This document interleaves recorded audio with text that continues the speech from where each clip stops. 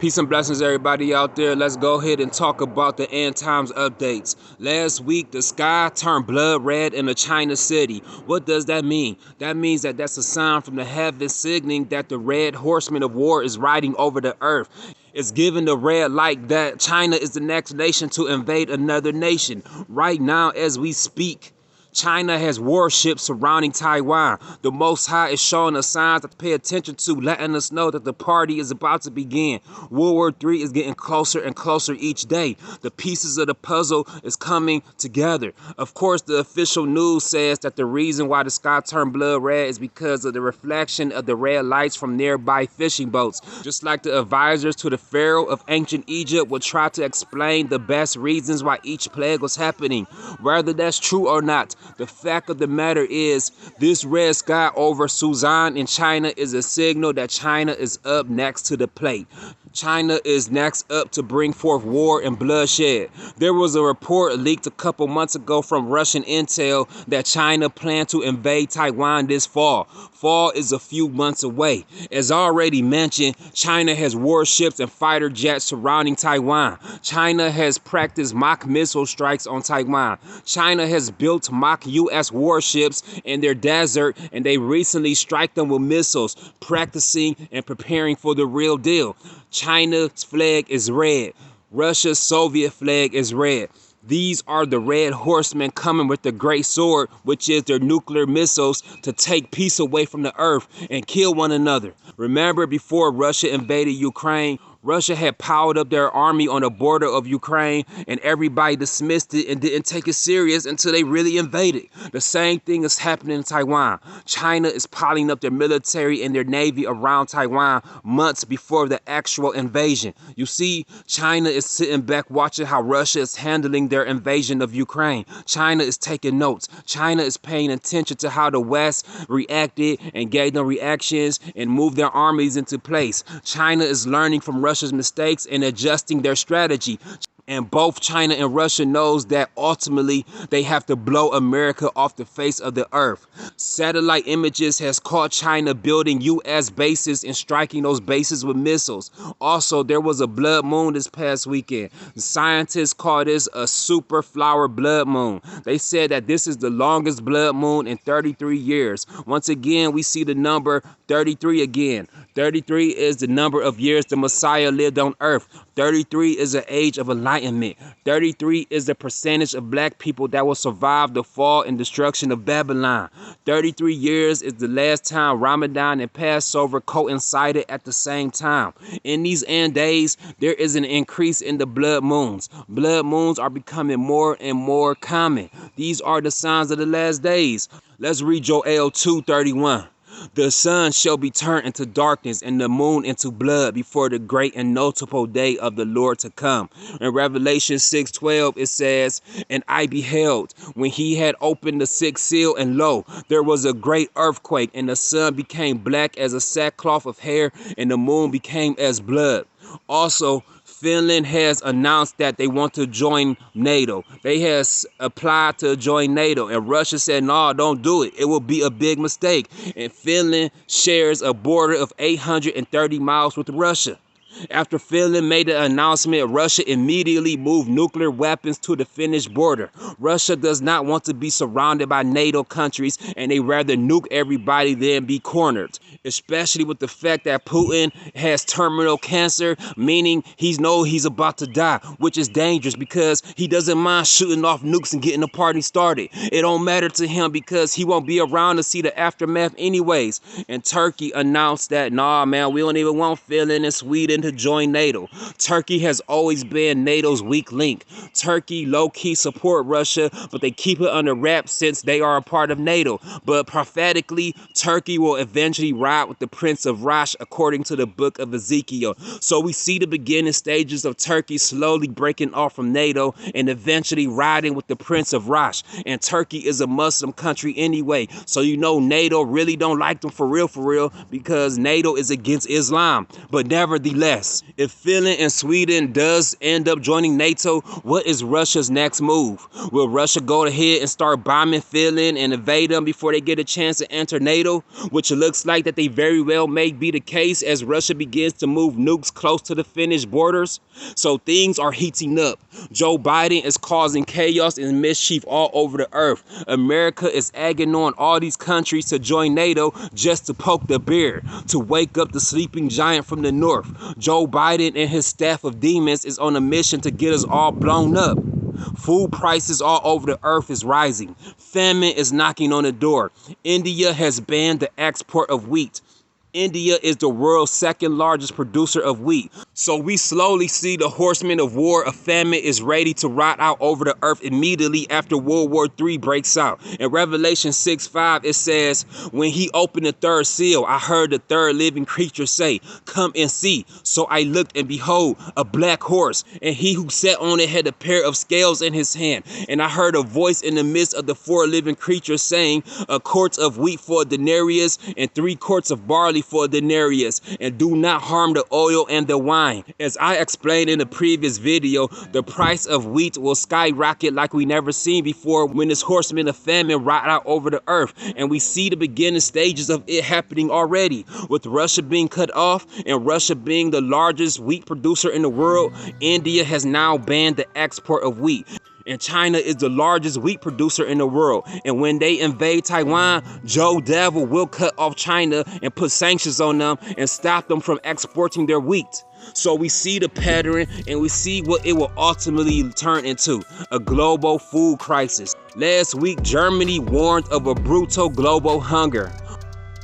Also, we can't forget that the EMP attacks is coming to knock out all the power. Russia and China will not attack America until they've knocked out all our power grid system, leaving us in complete darkness and no way to defend ourselves. So buy your Faraday cages right now and store your spare cell phones and flashlights and solar power bank chargers in there, and buy this book called Dark Age Defense. Inside this book, it showed you how to build a device called the Infinity Coil, which supplies you with unlimited electricity off grid. The book is $67. Check out the website for more information and watch the video that's on that website. It's called darkagedefense.com. I will leave that link in the description below this video. So right now, we see all of this coming. We see World War III is being put into place. We see the dark age is coming with no electricity, no internet, no cell phone, no Wi-Fi. And we see the famine is coming. So right now we have to prepare and get ahead of the game.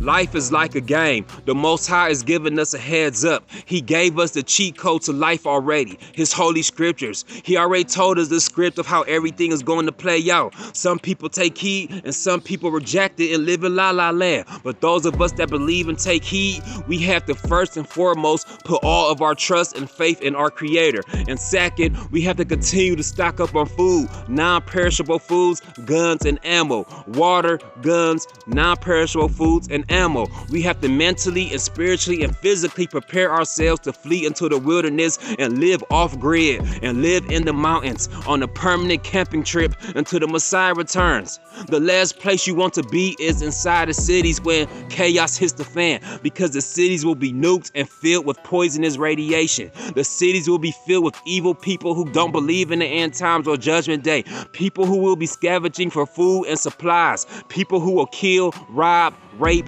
and even cannibals. And the military will be gathering up people in camps and mass extermination sites.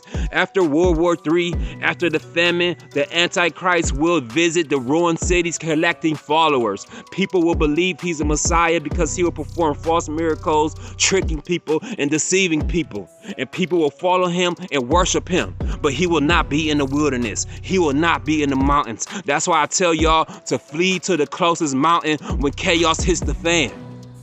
I want y'all to Google where is your closest mountain to your city and figure out a way to make it out there. Make sure that that mountain has a source of water nearby. Make sure that it's not close to a major city. And if it is, find one that's further away.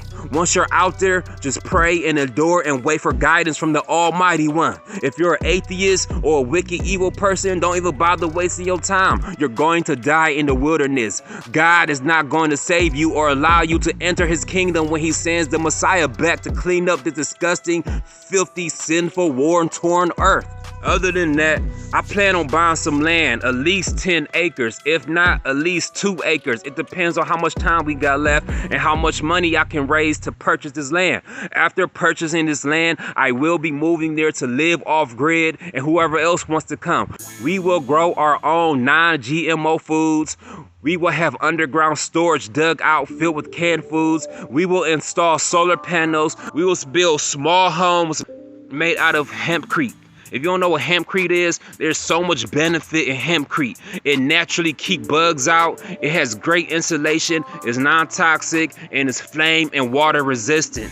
The ideal is when we raise enough money to purchase this land, I will be looking for land near a mountain and with a source of water, like a creek of water nearby, and ideally located somewhere down south so we don't have to deal with the winter, so we could grow food, fruits, vegetables, and herbs all year long, and we could get vitamin D all year long from the sun. Preferably, I would like to buy land outside of the country, you know what I'm saying, like in Mexico or even Jamaica or even Africa.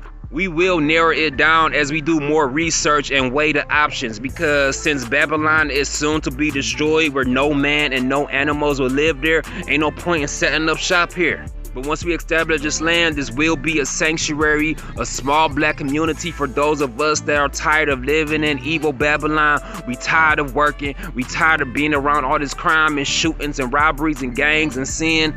So this will be a retreat and a sanctuary, an anti-Babylonian encampment for us to live for free, to have our own chicken coop and have our own herd of lamb, and grow herbs and fruits and vegetables, and we're gonna set up alkaline machines and alkaline filters. So I started a GoFundMe to fund this project. The link will be in the description of this video. So if you want to donate, then we appreciate it. Donate as often as you can until we reach our goal. I set the goal at $200,000. We will chip down at it over time for however long it takes. Most of that money will go to the purchase of the actual land. The rest of it will be to the purchase of off-road vehicles and buggies, solar panels. We will be building a well. We will be purchasing materials to build cabins and tents.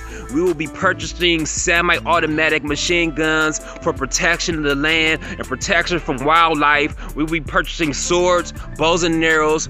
We will build a barn, walls, fences, and whatever necessities we need to make this a thriving, protected, end-time sanctuary. It's important for us to start buying land and getting the hell away from these sinful Babylonian cities and start living at one with nature like we supposed to, like our ancestors, the Native Americans, did, for those of us that do have Native in our lineage.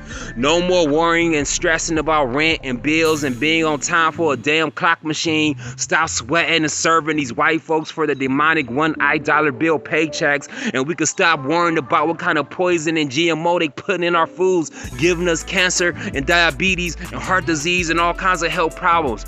We will be growing herbs. We will teach people herbology, to be herbalists, to how to eat fruits and vegetables, man. And we could stop breathing in this polluted city air, and we could stop listening to this poisonous frequency from all this music and the frequency that's coming from these 5G towers. We could get some fresh country air, look at the beautiful stars at night without the light pollution from the city. And most important, we will be around like-minded, righteous believers, woke, conscious servants of the Almighty Creator of the heavens and earth. I'm out, y'all. I want y'all to go ahead and press like and subscribe and hit that bell notification button so you don't miss out on my future videos. And I want y'all to leave a comment and tell me your thoughts.